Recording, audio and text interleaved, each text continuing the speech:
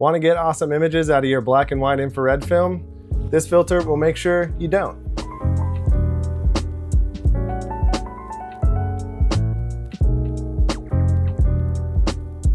After our aerochrome infrared journey, I was definitely interested in more infrared film stocks, but because there's no color infrared film stocks that I'm aware of besides aerochrome, I chose the next best thing to play around with, which was black and white infrared. So we got some Agfa Aviphot Pan 200 a while ago, and we also recently got some Rollei infrared 400. Now, even though Agfa Aviphot Pan is a near infrared film stock, meaning it only sees a small spectrum of the infrared light, we wanted to see what we could get if we threw on an infrared filter. On top of that, we needed to test out the Rollei black and white infrared, and that needed a true infrared filter because it's full spectrum infrared black and white film.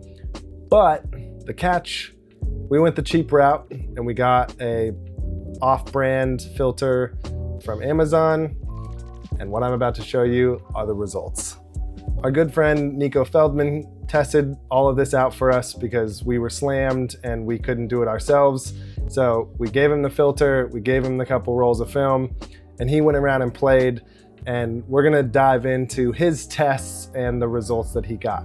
We did get some images, but not many, and at first I potentially thought it was the film stocks or the guidance I gave him in terms of exposure, but after shooting on it with 2 rolls, we clearly found out it was the filter. So this is the filter not to use and the results you can get.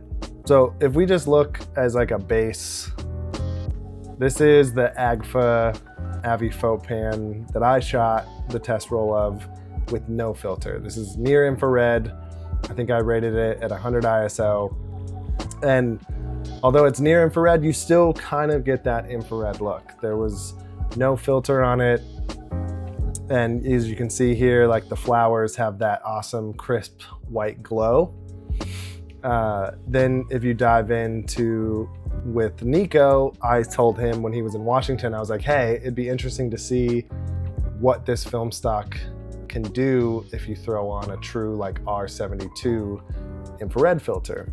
So quick backstory, infrared sees like a totally different spectrum than we do, and usually full spectrum infrared film stocks see like 720 nanometers and above, below.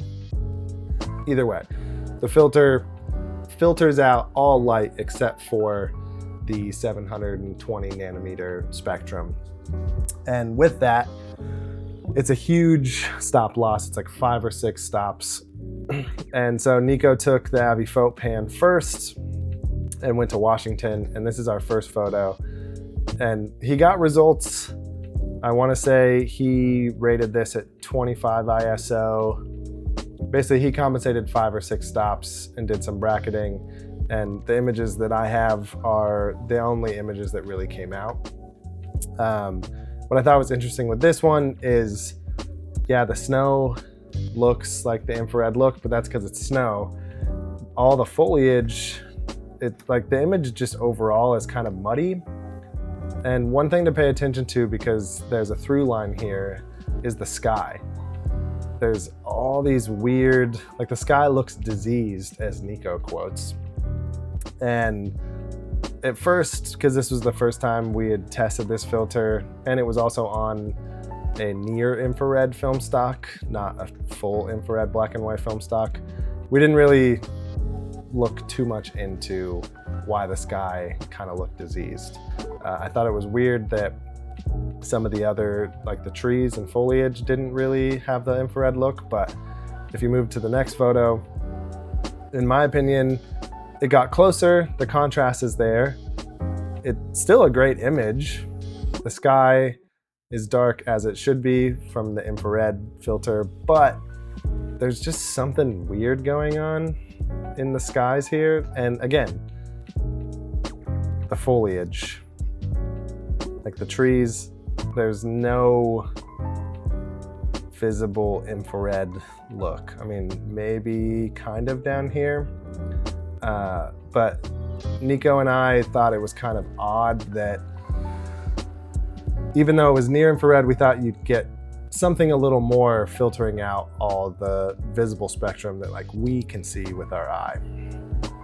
Here's another photo. This is still on Agfa Aviphot pan. I mean, the images are cool. Like, they're moody.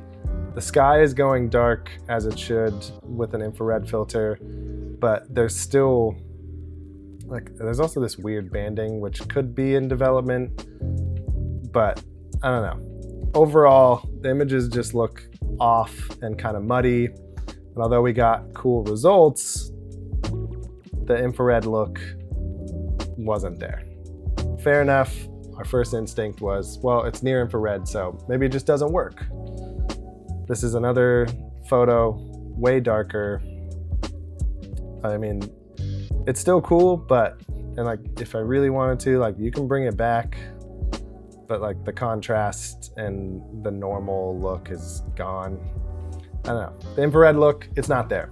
So for the Rollei infrared black and white, we knew this was a full spectrum infrared film stock. And to truly get the infrared look, we used the same filter again, which is supposed to filter out all visible light except for the 720 nanometer spectrum and above. We got really weird results with that as well, which made us go, it's not the film's problem, it's probably the filter's problem. So Nico did a bracket test, 400 ISO, I want to say f22 at 8 seconds. He did 200 ISO and then a 100 ISO, which was the best result. But as you can see, with the 400 ISO, it's super dark. 200 gets a little bit better. And when you rated it at 100, there's actually an image here that is somewhat usable. And you can start to see the infrared glow on the flowers, which works slightly, but it's just not as intense or exciting as I've seen in other black and white infrared film stocks. Everything else Nico said he got was like so dark it wasn't even worth scanning. So this is the edited version of this photo. This might actually have been a little bit longer exposure. And you do get kind of the stark contrast infrared look here. The glowing plants, mainly just the flowers. Like, everything else, you can kind of see some, and some of this could be time of year, but I still think we should have seen more. Now, this next photo, although there is some fogging here on the edges, this looks to me a little more true infrared than some of the other stuff, but you still get that weird diseased sky look. And some might say like, oh, you just have dirty negatives. That's not what this is. Something is going on here with the way it's exposing and all the splotching, because if I were to go back to, say, this one, there's a pattern here.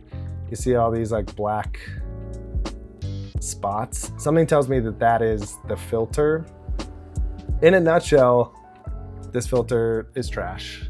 And we did order a new Hoya filter, which we're gonna try out, and that should actually be the trick. I'm gonna try it also with the Agfa Aviphot Pan 200 again, and we're also gonna do another test roll with the Rollei Infrared 400. In my personal opinion, it's not a true infrared filter. This green owl or green owl, basically the knockoff, is not a true infrared filter. I think it's just colored glass that is really dark. There might be some, you know, infrared blocking qualities in the glass, but it's not great compared to what I've seen the potential is. I mean, you are getting the darker sky, and the water is darker, even though it's mostly reflecting the trees here. So I guess it's like that happy medium. It's doing something to the infrared film, but it's not 100% accurate, and the quality control, in my opinion, is just not great. Just overall looks off. Now, with infrared, there's a lot of different factors: time of year, foliage, and how, like the trees and the plants and how healthy they are. the sun, all these things. But in a nutshell, you should still see better results. So we thought it'd be fun to show you guys how this filter didn't work and the results we got testing this off-brand infrared filter on 2 different black and white infrared stocks, one near infrared and one full spectrum infrared. At the end of the day, we do not recommend this filter at all. We tried to go the cheap route because usually there's a lot of great options like cheaper film and cheaper cameras where it can make shooting on film affordable. But with filters, it's one of those situations where you get what you pay for. We wanted to pass that knowledge off to you guys so you don't make the same mistake. We're still gonna test out the Hoya R72 infrared filter. And even though I haven't shot it yet, I'm pretty certain we're gonna get great results. I'll test it on both film stocks again, just for a fun comparison. And yeah, before we wrap it up, I just wanna give a huge shout out to Romping Bronco. You're the man. Thank you for all the love and support. Go follow him, subscribe to his channel. You guys, he has awesome film stock news and great breakdowns and just awesome videos in general. And he's a great person and you should go check him out. So don't forget to like and subscribe on this video. Leave us a comment for suggestions or if you have tips on shooting black and white infrared. And as always, we hope you have a great day and we'll see you on the next one. Thanks.